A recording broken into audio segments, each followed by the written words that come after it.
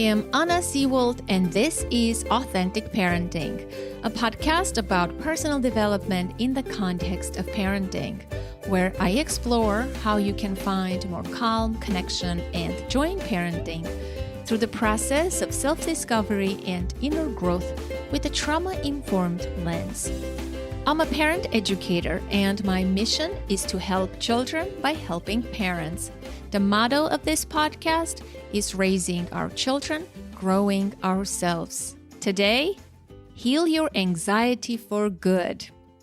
Anxiety is a topic that I have a personal interest in, as my own struggles with it intensified during the COVID-19 global pandemic. I have talked about that on the show in various episodes. While I was maybe an anxious type, one might say, throughout my life, I had never experienced panic attacks until the pandemic. I was desperate and had to look for answers, hence my coverage of the topic on the show.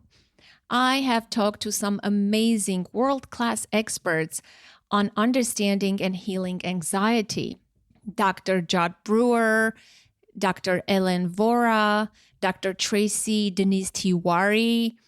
They all have interesting angles and perspective, and they offer amazing insights into understanding and healing anxiety.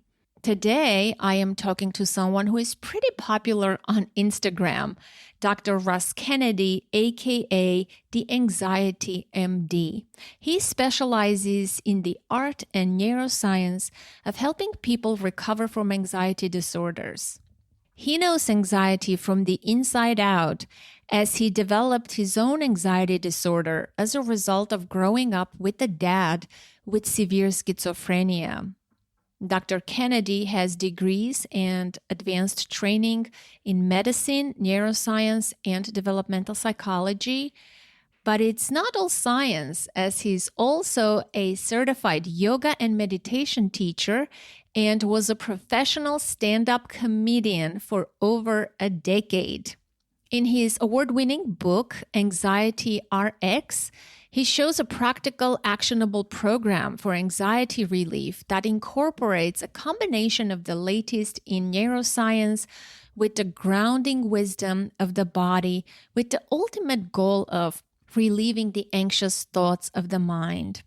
In today's conversation, we unpacked the origins of anxiety, why it's there, what is it trying to tell you, and how you can heal it for good.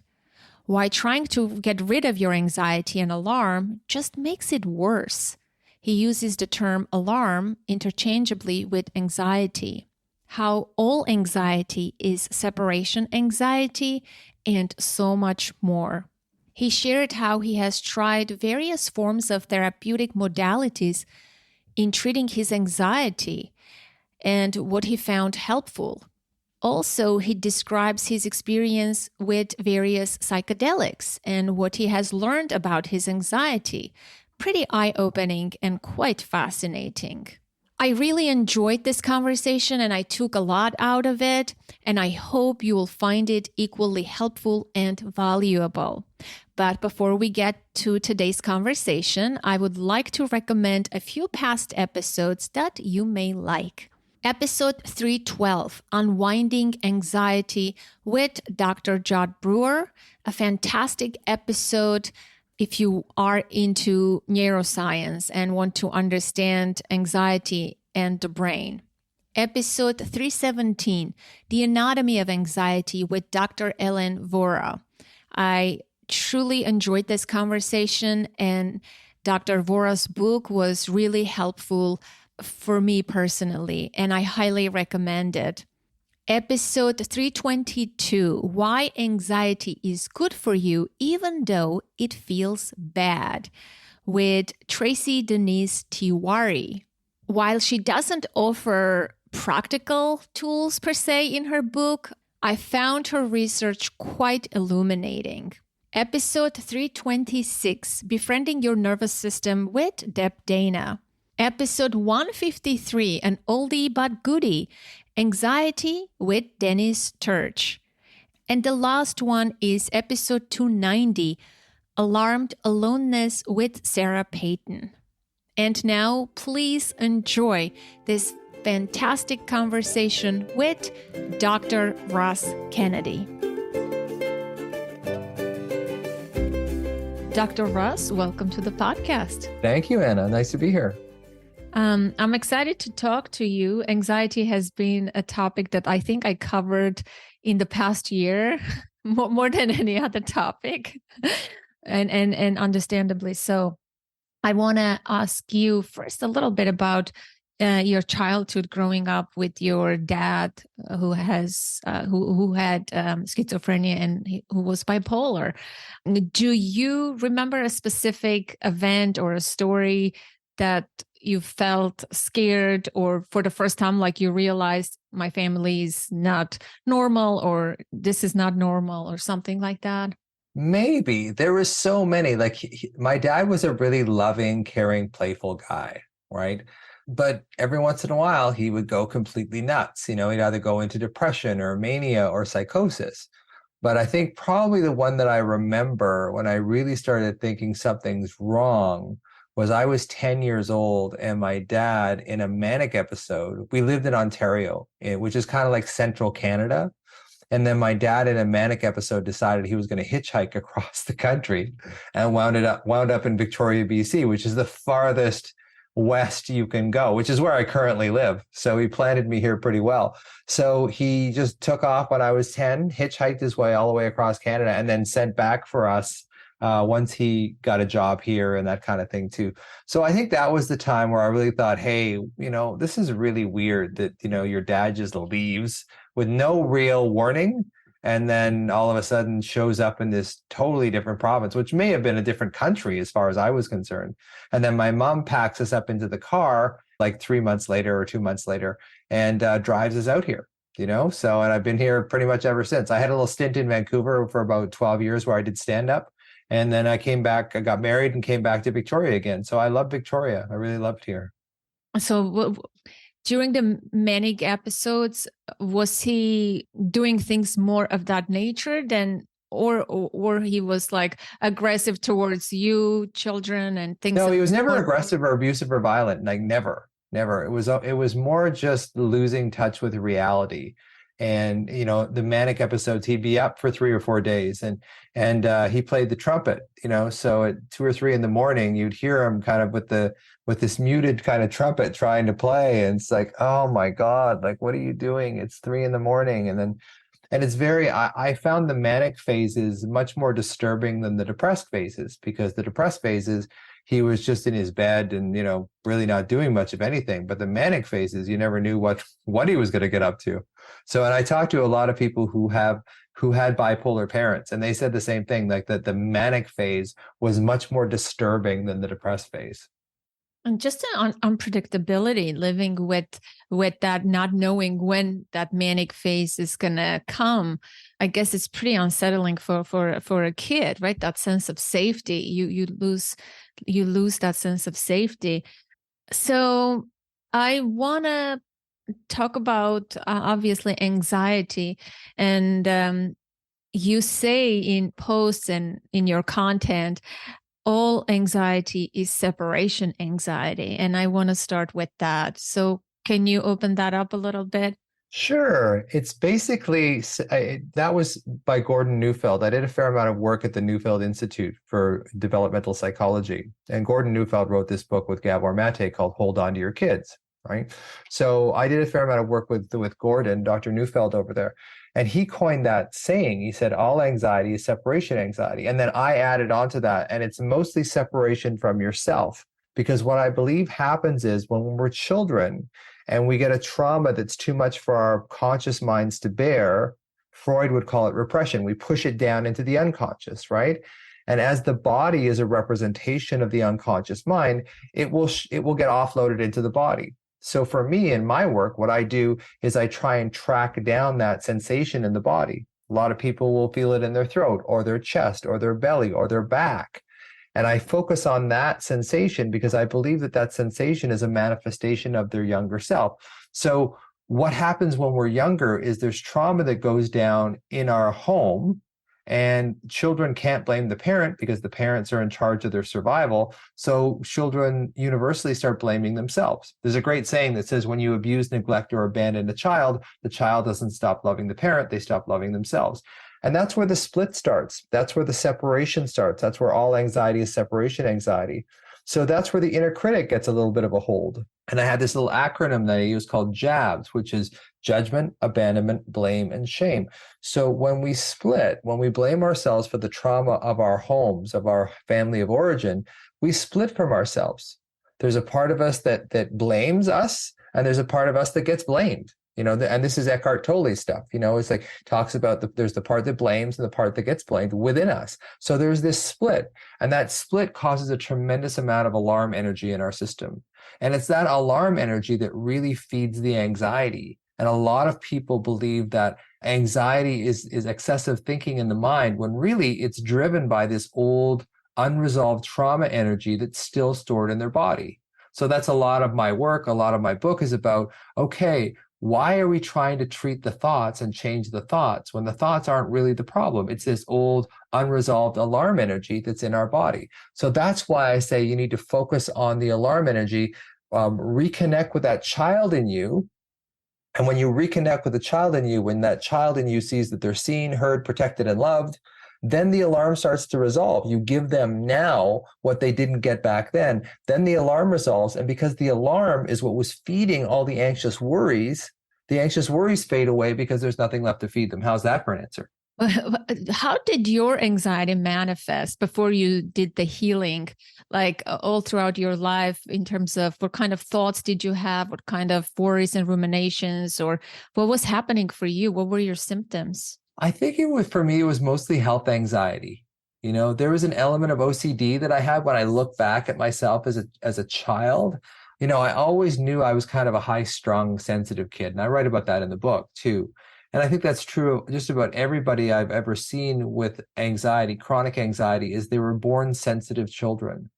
So for me, it kind of showed up as health anxiety. I didn't remember it distinctly when I was younger, but I remember going to see the doctor worried that I had cancer or worried about that I had some sort of horrible disease. And I'd be like 17, 18, something like that. And I didn't even know what anxiety was back then. I just knew that I was kind of high strung and that kind of thing. So I think that's how it kind of manifested, was just sort of being really worried about my health. And that's not unusual for people with anxiety who had a sick parent to develop health anxiety themselves, because I think it bursts the bubble that if you grow up in a two-parent family and everyone's kind of generally healthy, people don't think about their health that much. But if you grow up with a parent who was sick or was addicted, say an alcoholic or addicted to drugs, then that health anxiety, the susceptibility and vulnerability in life gets shown to us in very vivid detail. And I think we internalize that as children and we kind of manifest it. And there's some theories that say you develop what your parents have as a way of being close to that parent. So I developed kind of a mental illness in anxiety in a sort of a strange way of merging and being connected to my dad. So we're getting into a bit of philosophy here, but I think there's an element of truth to that. I have to agree with that. And I can relate personally too. I do have, most of my anxieties are rooted in health. Not that I had a parent who dealt with health or mental health, physical or mental health issues, but rather like I lost my mom when I was 13 and she was 35 in an earthquake. And then my anxieties didn't bother me as much when I was younger, but they intensified during the pandemic when my father died of COVID, and it was very unexpected. And now all of my worries and health-related things are tied to that. Breathing, losing oxygen, going to a hospital, everything. Like I can understand mentally the source of my worries and anxieties, but obviously, like you said, it's not about understanding or the why or the story as much as getting in touch with your body and feeling the sensations, which I have done. For me, I mean, I read so many books, everybody's book, right? And I interviewed many people. including Dr. Judd Brewer, Ellen Vora.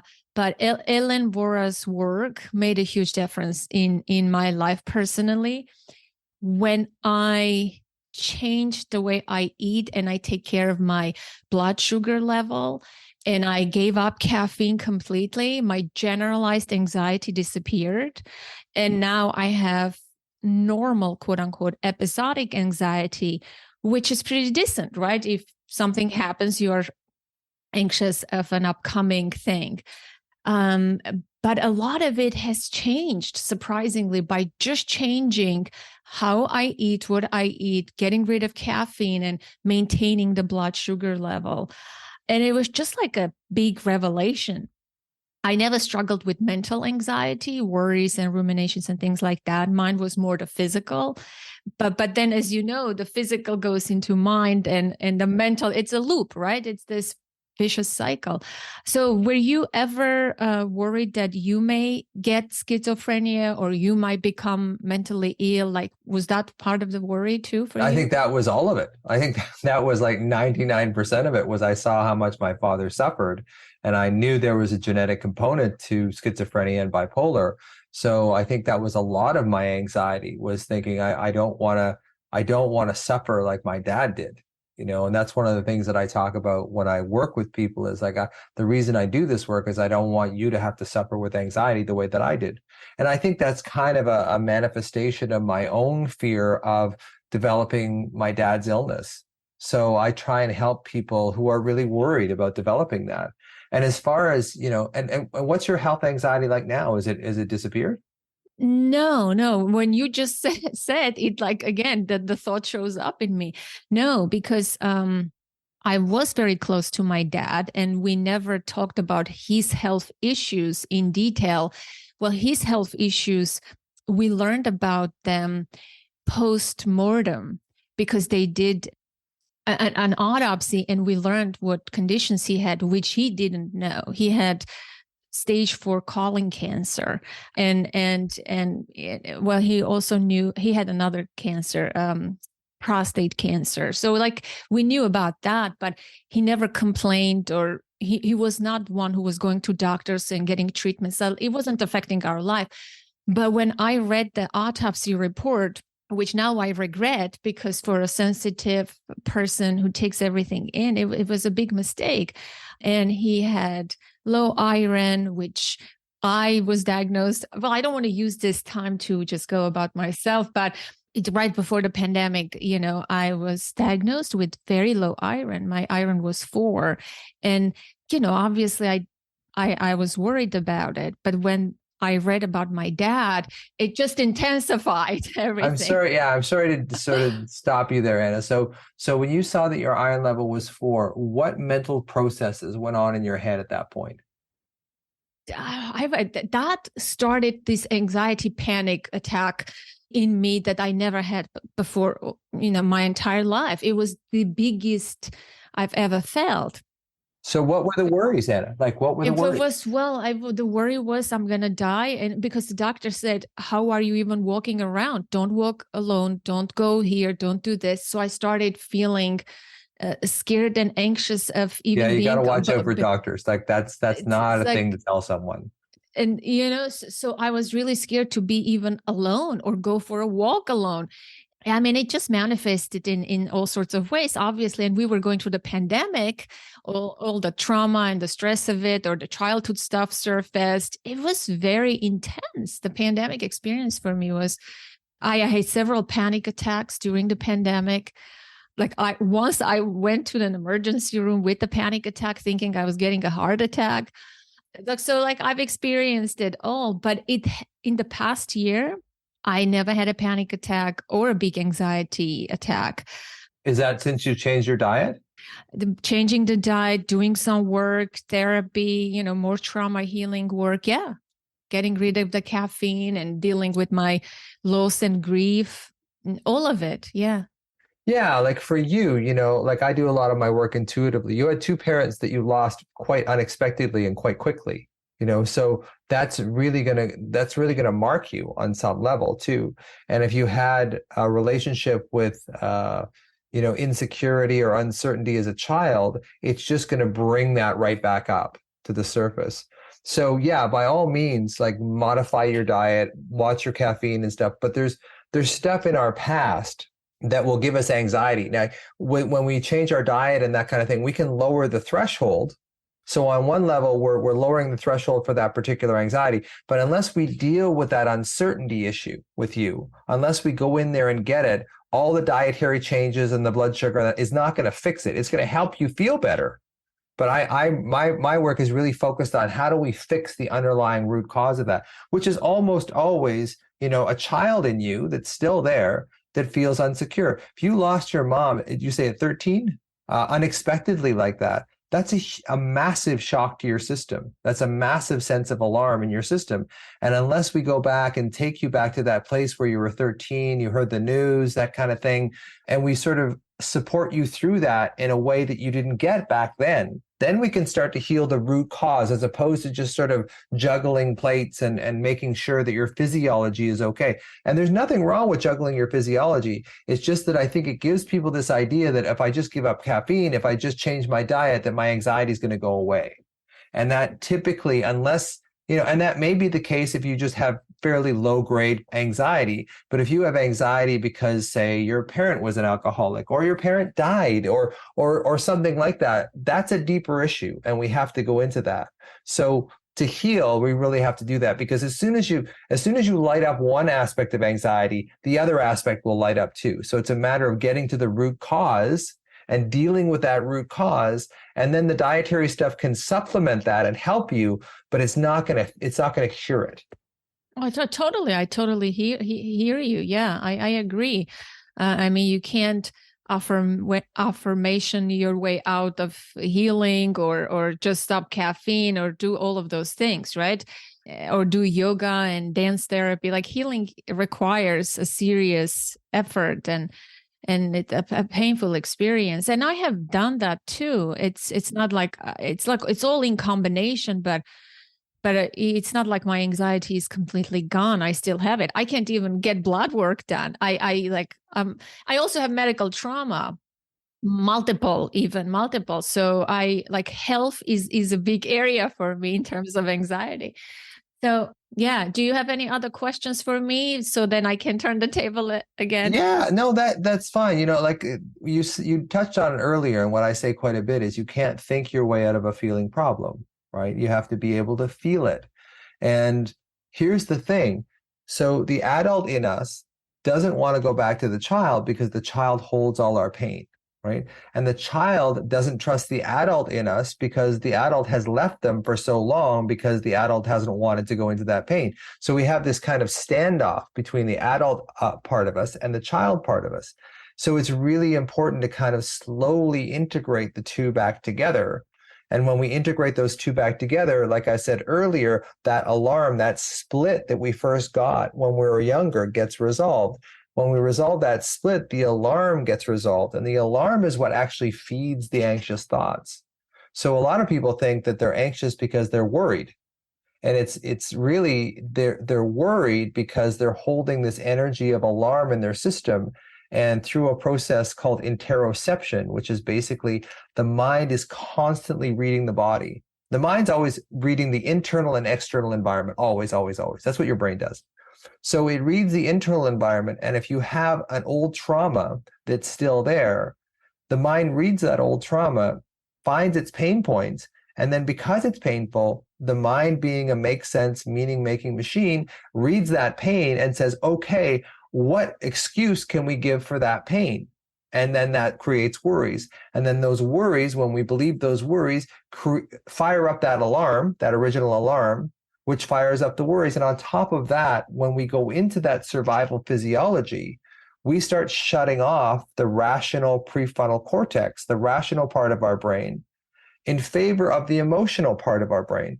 The emotional part of our brain has very little ability to reason. So when we conjure up a worry, we lose the part of our brain that would actually tell us that that worry is silly, or that worry is really unlikely to happen. And because that part of our brain is paralyzed, when we come up with a worry, which we do because we're preferentially looking for threat, when we're in survival mode. When we go into survival mode, we preferentially start looking for threat. And if there's no threat around, we start making up threats in the ways of worry, because we can't stand uncertainty. It really comes down to, most of us with anxiety have a real issue with uncertainty. So we can't just let anything just sit uncertain. We have to try and make it certain. And worry is one of the ways that we make the uncertain seem a little more certain. So I think that's why we get addicted to worry, because as children, that worry does distract us from this pain of alarm that's in our system. But it's a treadmill. Like, we can never get off that treadmill. We have to keep worrying to try and keep in front of the alarm. And that's why eventually your body breaks down. You can't just keep running from the alarm. You can't keep, for me, a lot of it was accomplishment. I would accomplish and accomplish and accomplish, and that would kind of keep the worry at bay a little bit.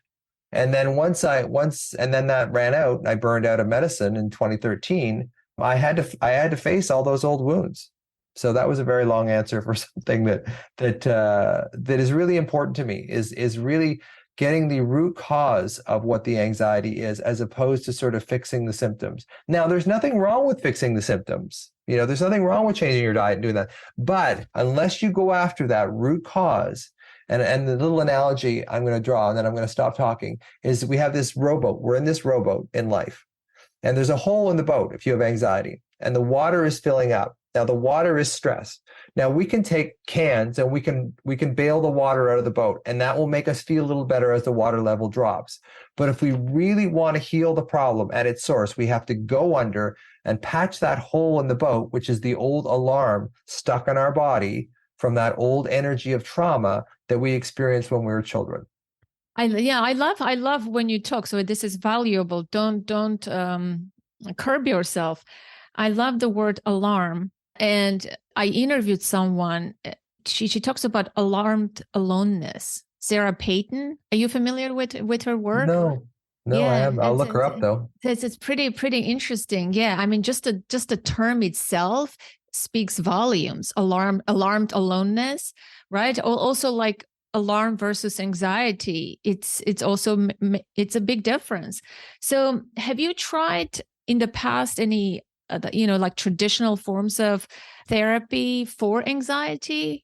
Can you say a few words about that? Like your experience, what was it like? Well, psychotherapy, CBT, EMDR, not exactly traditional, but getting more mainstream. And then I did all the psychedelics as well. Yeah, I want to ask you about the psychedelics. We'll talk about that later. Yes. But I found that, what we're trying to do, a lot of our anxiety is an unconscious process, right? So I have this thing in this masterclass that I'm writing, and it shows an iceberg. Now, 1/9 of the iceberg is above the surface, is the part we can see. And that I analogize to the thoughts, the mind, the conscious awareness. Now, 8/9 of that is below the surface, which is the unconscious, which is where our motivations lie and our perceptions lie. So we don't see a lot of our own motivations and perceptions. So it's really important to be able to go, okay, this is my conscious mind. These are explicit memories that I can recall and tell you about. But there's also implicit, also called body memories of, say, when you heard your mom was killed. These things form inside of our unconscious, and they act on us for the rest of our lives, but we don't see them directly. So what we're doing with talk therapy is we're trying to use the mind to access that deeper under the water part of the iceberg. And it doesn't, that under the water part of the iceberg doesn't speak our language, our vocal language. It deals with feelings. So we have to use feelings to get in there and start changing those unconscious programs. We can't just do it with words. So that's why I think things like psychotherapy, they help you understand, but they don't really help you heal in a lot of ways. They'll make you feel a little bit better. And it's the old saying, I say, those things will help you cope, but they really don't help you heal. And I think going in and really dealing with the unconscious programming, the stuff at the feeling state, the inner child work. And believe me, as a neuroscientist and medical doctor, when I talk about inner child work, I want to have a seizure because it's so antithetical to how I was trained as a medical doctor. But I also know that it works, and it works better than anything else that I've come across from medical doctors. So I'm going to, if you say, you want to stick with the science, medical doctors, it's like, okay, but I'll stick with actually what works, which is basically, kind of more somatic therapies, Hakomi, somatic experiencing, internal family systems to some extent. That kind of stuff really seems to go in there and affect it at an unconscious level. Whereas I think things like CBT and psychotherapy, although helpful, are really dealing with the surface, the top of the iceberg. And the problem really isn't the top of the iceberg. It's the deeper part of it.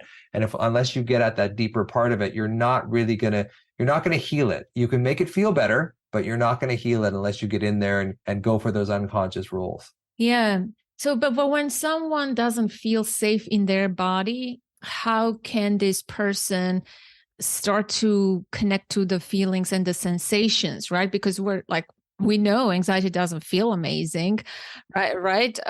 It's like you want to run away from it. What would you say to that person in terms of developing body safety first, or like what can you say about the body safety? Yeah, there's a great book by Kathy Kane and Steve Terrell. They're kind of giants in the somatic field about nurturing resilience in your body, like creating resilience in your body. So often what I'll do with people that have trauma is I'll say, okay, well, where do you feel this? Where do you feel, like with you, I would say, where do you feel the loss of your mother in your body? And then I would say, and we can do that if you'd like. And then I would say, okay, where's another part of your body that feels good or neutral right now? And even if some people say, well, I don't feel good anywhere. Is there any place where you feel neutral? Like not, okay, my right elbow. Okay, good. Okay, well, let's go into that pain of your mother's loss. Now let's come out of it. Now I'm shortening this considerably for the podcast, but now let's go out of that and let's go into this, your right elbow, where you're not really feeling a whole lot of pain. You're not really feeling much of anything. And let's get you grounded into that place. Now let's go back, just dip our toe in that pain of your mother's loss. See how you do. And then I react. I look at your body. I look at your body language. I assess how deep you're going into this and say, okay, well, let's come back out and look. And sometimes what I'll do is like, what was the best time in your life? And some people say, well, when I fell in love with my spouse, we went in this mountain holiday and it was like a first date and it was amazing. We had such a great time. It's like, okay, well, let's get into that feeling for a second. Now, let's take that feeling and let's move it back into this feeling of the alarm, of the old loss. And let's go back and forth. In SE, they call it pendulation, and other therapies, they call it oscillation. We go back and forth. So what we're doing is we're creating this resilience in your body, this capacity in your body to allow that negative emotion to be there, because it is really hard to do it for yourself, because it is so painful. And through most of your life, you've been avoiding it. So to tell you to go back into that pain is something only a small minority of people can actually do. Like, it's very difficult to heal yourself in this. So we need other people, and we need another regulated nervous system that we can bounce off of while we're going through the trauma, so that we learn a different unconscious pattern. Because otherwise we will follow the same road down the same path every single time when we think about that particular trauma. So that's basically how we do it. And with some of the people that I work with, I won't even touch their trauma for a bunch of visits until I get them regulated in their body. I show them how to get regulated in their body, because that's the place. Your body is the place that you can use as a reservoir. So when things do go bad again, you can go into your body. You don't have to automatically get taken over by this whole trauma and just reenact the alarm anxiety cycle over and over again. So that's one of the ways that I work. There's others too, but basically is creating resilience and safety in the body first. Yeah. And I agree. It is hard to do on your own. I have tried to do it. It is very hard. I used to live in a high-rise building for 15 years on the 15th floor of a 21. I mean, and coming from an earthquake, like living in a high-rise building in and of itself was an experience just to adjust to that. But there used to be false fire alarms in that building in the middle of the night, usually, and like at odd times. And oh man, you can imagine only what would it do to me. I was the first one to be outside. The moment the alarm sounded, like the whole neighborhood is asleep, here is Anna Seawald is outside because I know how to survive, how to run.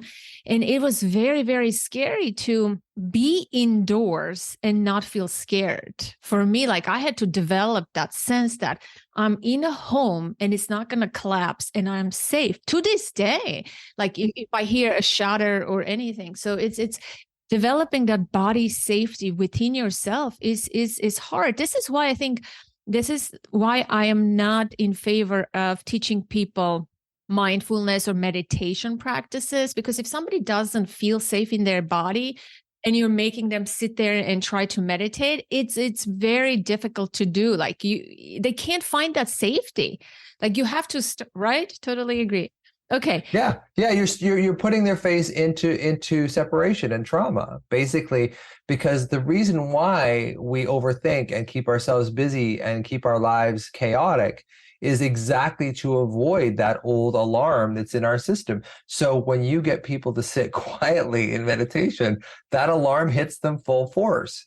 And so it is one of those things that I don't often recommend for people that have had, significant emotional, physical, sexual abuse as children, to meditate early on, because it basically shoves your face right into that. So what I need to do is need to build some resilience in your nervous system first, and then we can start introducing meditation. And even then, really slowly, like 2 to 3 minutes, 2 to 3 times a day for 2 to 3 weeks. That's how you start.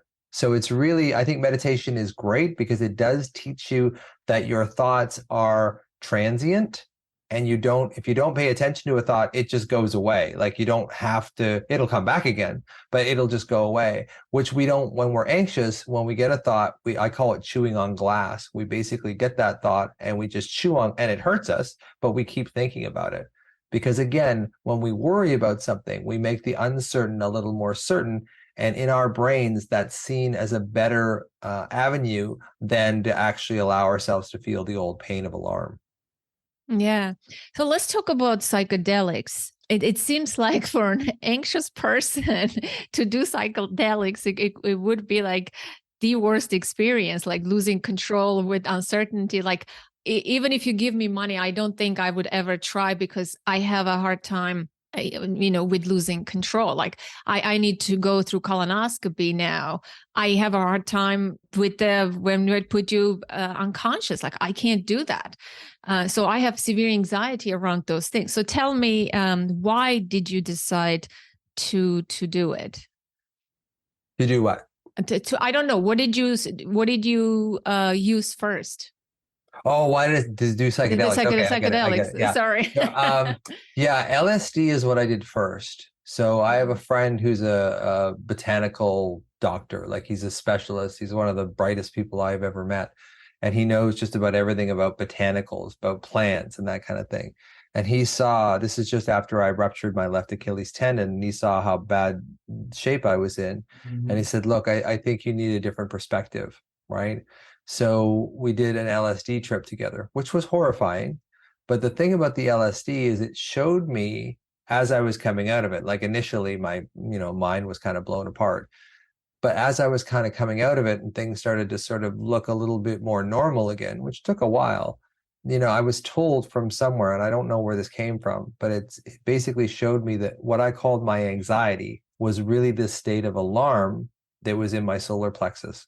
It was purple, it was hot, it had spikes in it, it radiated into my back and up into my heart. And that was the pain that I absorbed from my dad from growing up in that chaotic environment. That was the pain I had to deal with. And the psychedelics, they all showed me basically the same thing, that my anxiety was actually a state of alarm in my body rather than my mind. So I really had to look at, okay, how am I going to contact that part of my body, which is basically the child in me. And that's really what started to show me this whole alarm anxiety cycle, right? The alarm was the old trauma, and the anxiety was just my mind's reaction to it. My mind was just reflecting the trauma that was in my body. And then I made the mistake that it was the thoughts of the mind that created the problem when it really wasn't. And what LSD and some of the other psychedelics showed me is that no, you have to actually address this old alarm in your body if you're going to heal. And that was exactly right. And that's why I wrote the book. So yes, I was petrified about LSD. I do not recommend psychedelics for people with anxiety because of exactly what you said, Anna. A lot of us with anxiety are kind of control freaks in some way. And I don't mean that we have perfectly clean houses or whatever. I mean that we want control of our environment. And what the psychedelics do is they basically take away all your sense of control, all your sense of agency. And it's terrifying. Like it took me probably 2 years to recover from those little experiences with ayahuasca and LSD and psilocybin. Now, the one caveat to that, or the one proviso with that, is I do think that microdosing psilocybin can be helpful in the right circumstances, because it's not the full whack where you lose complete control, but it does give you this sense that, hey, the way you're looking at things may be a little skewed. It may not be actually accurate.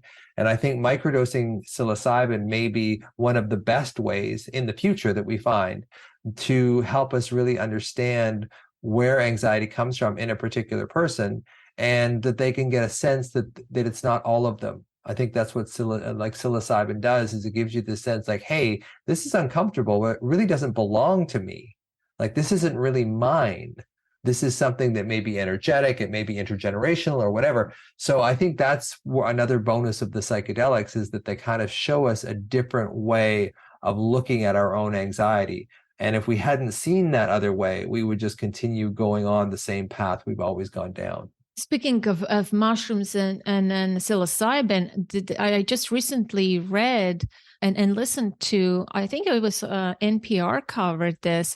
There is a group of moms who are microdosing in have you heard about this? Mushroom I haven't, moms? but I laugh because I think that, it would be great for moms who are really, really stressed to really kind of see what's important. It's called Mushroom Moms. Like, there's this whole underground movement in Colorado, and I heard the founder of this movement speak, and women step up, and moms talk about how motherhood is so unbearable, right? It's tough, this emotional, the load of motherhood. And so it's helping these women. It was quite interesting. And I wanted to get some of them on the podcast just to talk about those things, but it's hard to get in touch with this kind of people. It's like they're anonymous. Well, it's still illegal, so that's still illegal. Yeah. That's probably part of it. Yeah. Yeah. So what were the differences experientially, like LSD, mushroom, ayahuasca? What were the different? Are they acting the same way, or it was different experientially? They were quite similar in a lot of ways. I think the ayahuasca, kind of started out for me as like these purple things, and what you see in those sort of Indian things with Ganesh, the Indian god Ganesh with the elephant's head on a boy's body, that kind of thing. And it almost looked like, I remember the equalizers of the stereo systems in the 70s. They had all those little kind of waveforms that would go up and down, right? And it was kind of like that, but brilliant purples and pinks and that kind of thing too. And then it basically just sort of takes you into this kind of, for me, this kind of black hole. There was a lot of pain in there. Like, there was a lot of discomfort in there. And I think that LSD was more of a disorienting experience, but it also gave me the idea that my alarm was in my body rather than my mind. Ayahuasca did the same sort of thing. Psilocybin was milder. I don't think the dose of psilocybin I did was all that great, so it was a milder experience of the same thing. It fractures your ability to think, and it gets you more in touch with your body in a way. And I also did MDMA, which isn't actually a psychedelic, a true psychedelic, because you're in control the whole time. And then that basically shows you that, you are love. Like, everything about you is love. Everything that isn't love is basically something you learned. So I think that was my experience from MDMA, and just to feel that sort of unbelievable love that just emanates from you. And I think MDMA is starting to be used a lot more in anxiety and PTSD, and with great success too for some people. But it's not a panacea. Like, it's not like, and there's a lot of people I mean, I saw the other day ketamine lozenges. So you get them in the mail or whatever. I guess you get prescribed, because they're still ketamine is a legal substance, so they can do it this way. And you go on your couch and you put on some nice music or whatever, and you put this ketamine lozenge in, which I don't advocate. The psychedelics are fairly intense. They're very physically safe, but emotionally they can be very damaging in a lot of ways. So I don't recommend people just kind of doing ketamine lozenges on their own couch at home. I think that's, when I look at that stuff, I kind of think, it's, how American that they would find a way of making a buck out of this. It's just, and it probably will cause a lot of problems for people, because it can be very disorienting, the psychedelics. And that's good, because in a way, in that disorientation, you start seeing a new way of living and a new way of operating, whereas you wouldn't see that otherwise. There is evidence that suggests that maybe the ego sits in part of the brain called the default mode network. And what psychedelics do is they paralyze the default mode network. So in a way, they paralyze that overprotective ego that's preventing you from actually going in and feeling that pain so you can resolve it. So when you take psychedelics, it paralyzes that protective part. So you have no choice but to feel it. And in feeling it, sometimes you metabolize it, but sometimes you don't. So it's a bit of a risky bet, because it can cause real psychological pain and damage. There's a lot of people now that are doing this work where they reintegrate people from bad trips, psychedelic trips, and they bring them back into their bodies. They bring them back into kind of society, that kind of, and it's because it's a pretty significant thing, psychedelics. So I'm glad they're around. I don't recommend them. What I say in my book is like, let me tell you about my experiences and what I learned from them as far as healing my anxiety, and let that be a guide for you. You don't have to do them yourself. Would you do it again? No. Wow. So talk about your approach with, I know, I mean, we're not going to go in depth, but just for the listener to understand how you help people heal, well, finding the alarm and getting in touch with that. Yeah. Well, basically, I do a little bit of one-on-one work, not a lot, but what I will do is I will talk to people, and I do 90-minute sessions with people.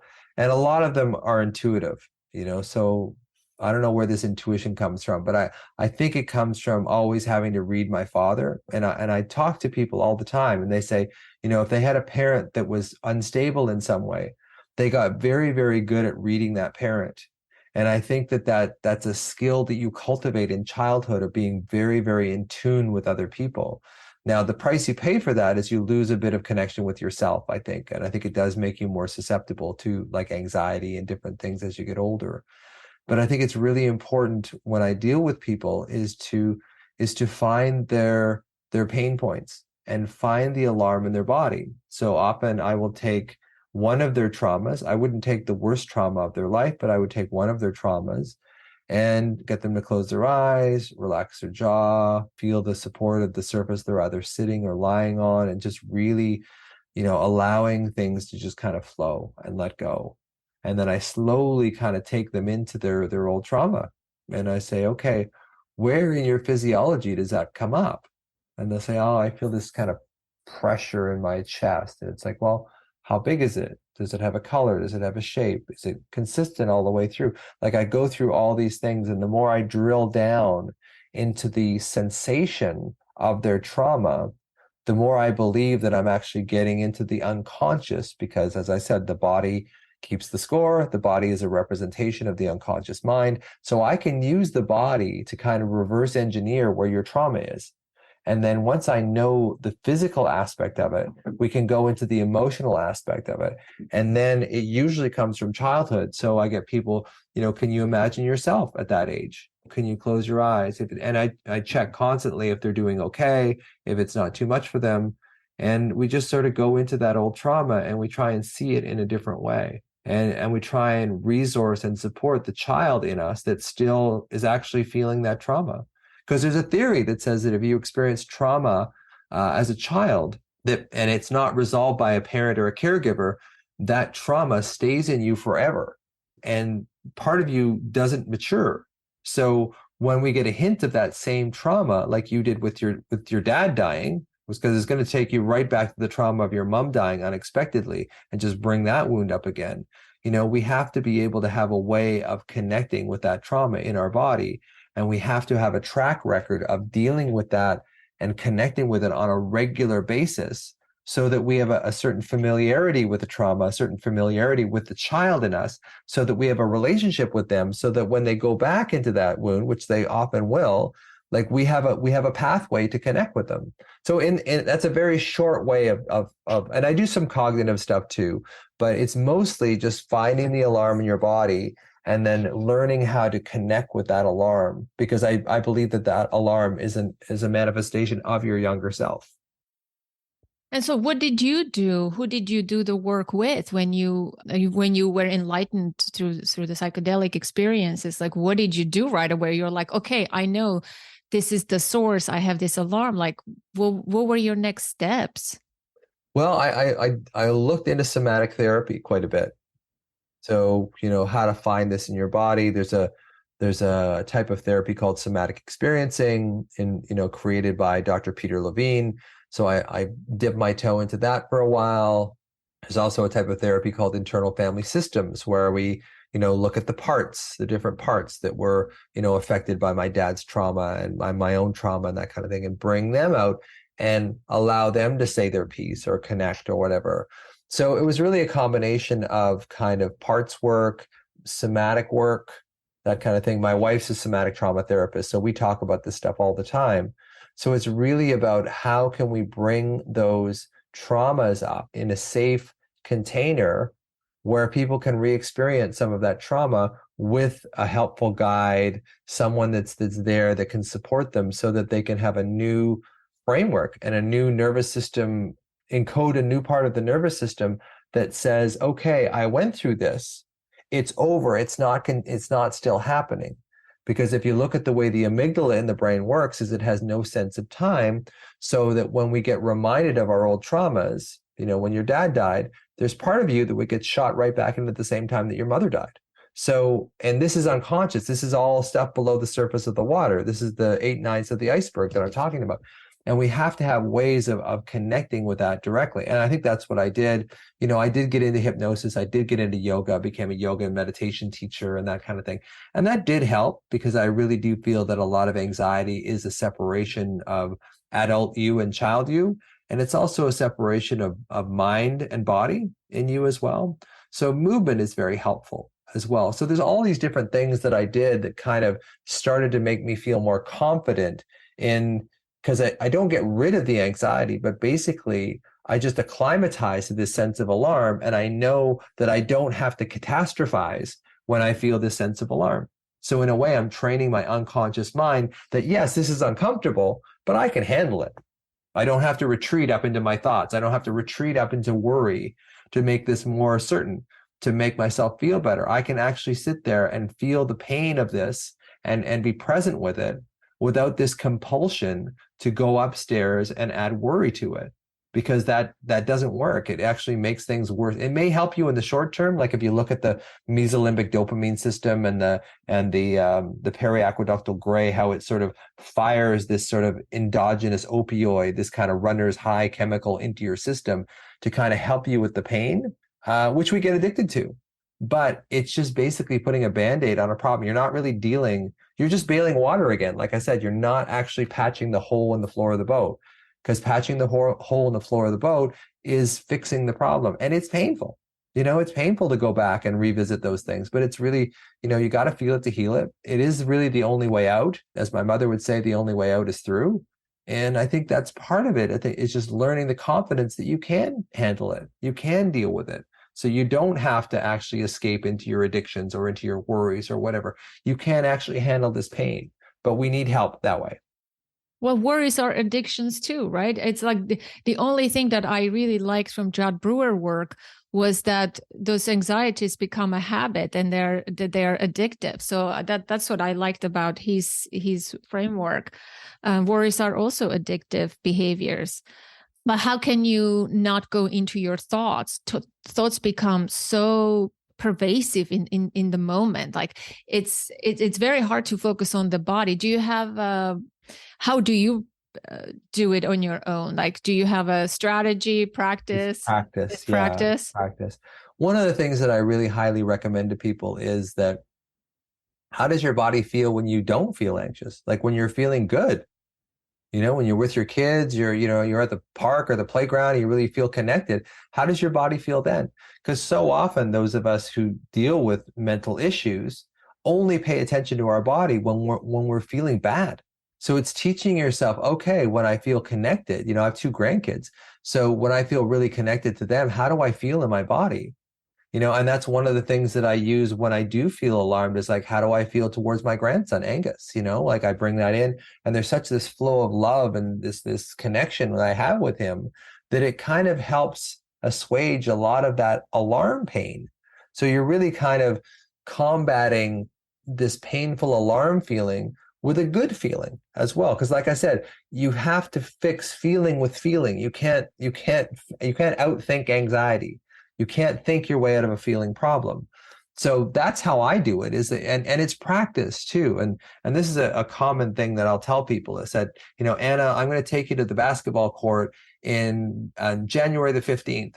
And if you can make 3 out of 10 foul shots, I'm going to give you $5 million. Now, would you start practicing foul shots like the day before? No, you practice every single day so that you knew when that day came that you could make 3 out of 10. So that's the same thing with this.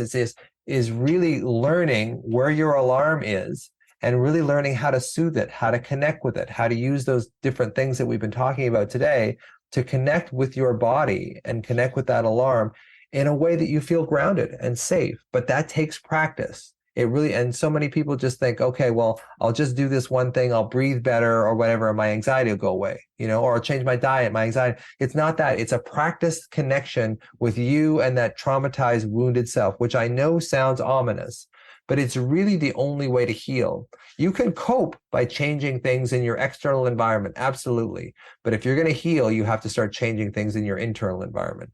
Yeah, you can cope, but for how long, right? It's that hole in the bottom of the boat is going to get bigger and bigger, and I totally agree with that. But I really loved, and I want to highlight what you said. I don't want to just that sentence, that thing, get lost in the shuffle here. To pay attention to your body when you're feeling good. I think just developing, I think a lot of us are so disconnected. We're not only not feeling the bad stuff, right? But we're also not aware of the good things that are happening in our body. So I think slowly developing both, right? And that's where addictions come from, Anna. I'm sorry, I keep cutting you off today. I'm sorry about that. No, you're not. I mean, you're the guest. You have more valuable things to say. I think I had too much coffee this morning, but that's where addictions come from, right? So it's look like when people get addicted to shopping or porn or cocaine or alcohol, like it basically numbs that pain, and it sort of, that pain in our body that we don't want to address. We don't want to that those addictions help us push it away, as does worry in a lesser intense way. So that's why addictions are so prevalent in people with anxiety and trauma when they're younger, is because that's the only way we will allow ourselves to feel good, because the ego doesn't want to go back into the body. It doesn't want to go back downstairs because that's where all the pain is. So it really takes us, we really need some sort of, chemical or something to kind of help us go downstairs into the basement where all the pain is. So I'm not against, and this is psych meds, like I'm not against psych meds by any means at all, provided we use them to go in and unearth some of that pain to give us a little bit more resilience, I guess, when we deal with the pain. But what I found when I was a practicing physician is that I would give people medication, and when they felt better, it's like, okay, I'm gone. See you later. I don't want to deal with this because I feel better, right? And it's never going to come back again. And it always comes back. Yeah. So you have grandchildren? I do. Abiel and Angus. And Abiel is 4.5 and Angus is 2.5. Oh, wow. I didn't know. I thought those were your kids. No, everybody says that because I'm 62. A lot of people think that I'm a lot younger than that. Holy So cow. Like, yeah, yeah. so yeah, well, I think a lot of that too is exercise and yoga and just keeping lean muscle mass on my body. My best friend Don and I started working out with weights when we were like 19. So that's 40 years. And I think that if you can keep a lot of lean muscle mass on your body, I think it keeps you young. You look like 45, man. I try my best. Well, we're also on Zoom, and I've changed. I've changed, like, improve your look on Zoom. So I turned that right up to the max. So yeah, I'm a No, little no. more scary in person, but Zoom makes me look pretty good. No, I know. So as you say, you have to accept the compliments. And yeah, it's like we have to receive. We have to receive. Don't deflect the compliment. You look great. You look great. Yeah, I didn't know you were 62. I thought you were like 45. I seriously. Yeah, no, my daughter's 37, and my grandkids are like 4.5 and 2.5. Wow. I should have asked you about parenting. Now I feel bad. I thought your kids are very little. Those kids were the grandchildren I thought were your kids, but holy cow, you have an adult child. Like this is a whole Whole new thing. You have to conversation. have me back, Anna. We'll have to have this I chat have again to have about you parenting back. Yeah, parenting and grandparenting. and This is grandparenting. wow. Grandparenting is pretty easy, actually. Ice Um, cream. Ice cream is basically the magic healer of grandparenting. But parenting is another thing. Oh, no, I was seriously, you look amazing. I mean, your hair and everything is just, I think it's incredible. My friend Don, the one that I said that we started working out when we were 19, his hair is completely gray now, and I've got some gray at the tips of my, thing. But yeah, I guess it must be good telomeres or good genes or something like that, because I don't color my hair, like I haven't had to so far, and I don't think I ever will. But yeah, I think it's just luck of the draw sometime. I guess. Well, tell us a joke, like as a parting way of saying goodbye. Tell a joke that you heard or you remember. You used to be a stand-up comedian. I love stand-up I comedy. did. Yeah, I did. And I was just thinking about one the other day that I just wrote this, and so I don't know if it's actually going to be funny, but it's like there's some things, like with anxiety, we don't want to do the same thing over and over again.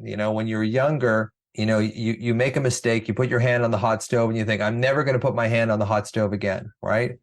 But I don't know if anyone listening has ever had the experience of putting regular dish soap in a dishwasher, because what happens is the thing just self-destructs right in front of you. Normally it's contained. Normally the dishwasher sits there and it's contained. But as soon as you put regular dish soap in a dishwasher, and you only do this once, as soon as you put regular dish soap in a dishwasher, the thing just implodes on itself, and then it starts vomiting out suds, and then you freak out everybody in the whole house because the kitchen is full of suds.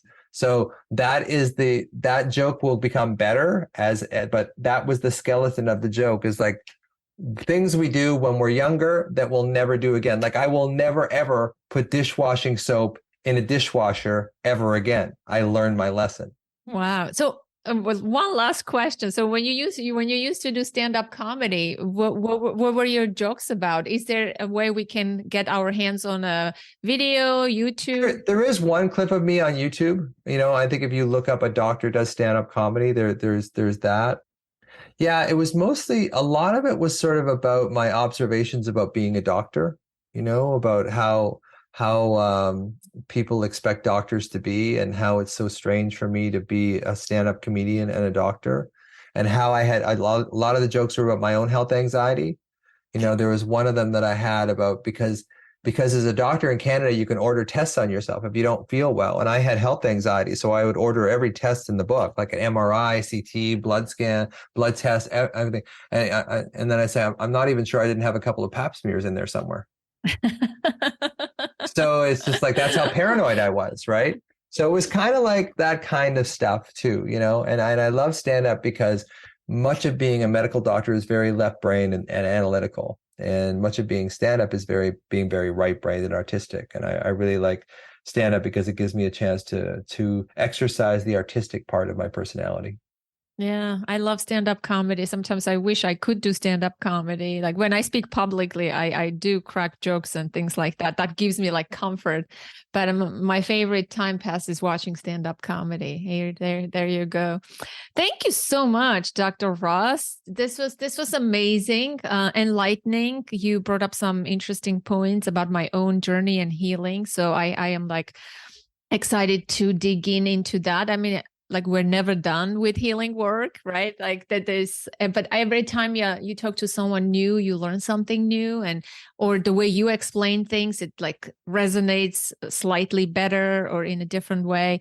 So I'm so grateful that I had this opportunity with you. Thank you. I'm really appreciative. Yeah. And thanks for the work that you're doing. You're welcome. Yeah, and the best way to find me is just on Instagram, The Anxiety MD. Like all my stuff is The Anxiety MD, not The Anxiety Doctor, The Anxiety MD.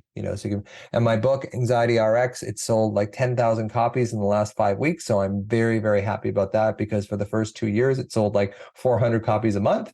So I'm very, very excited that it really seems to explode now. So I'm very happy about that too. So yeah, pleasure talking with you, Anna. It's been great. Yeah, thanks. That concludes today's conversation, my dear listener, and I hope you enjoyed it as much as I did. What's your biggest takeaway? Do you struggle with anxiety? Did you find it useful? How can you apply what you gleaned from this episode into your life? I love hearing from you. I welcome your feedback, comments, and questions. You can send me a note to the email info@authenticparenting.com. You can call the number, and yes, I do prefer audio, 732-763-2576, and leave a voicemail. And for international listeners, there is a free tool on the contact page of my website. Go to authenticparenting.com/contact and leave me a message through SpeakPipe. If you enjoy the podcast, you can help us out by leaving a review on Apple Podcasts or wherever you listen to the show. Your ratings and reviews help us get more visibility. If you want to join your fellow listeners from around the world and engage in meaningful conversations about the show, get support and answers to your parenting questions, join the Authentic Parenting community on Facebook, a private support group for people like you. Do you love the podcast and find it helpful? Show your support by becoming a patron on patreon.com. Go to patreon.com/authentic parenting to learn more and choose a level of support. With a small monthly contribution, as small as $2 a month, you can make a difference. Join other active members who believe and support the work of Authentic Parenting.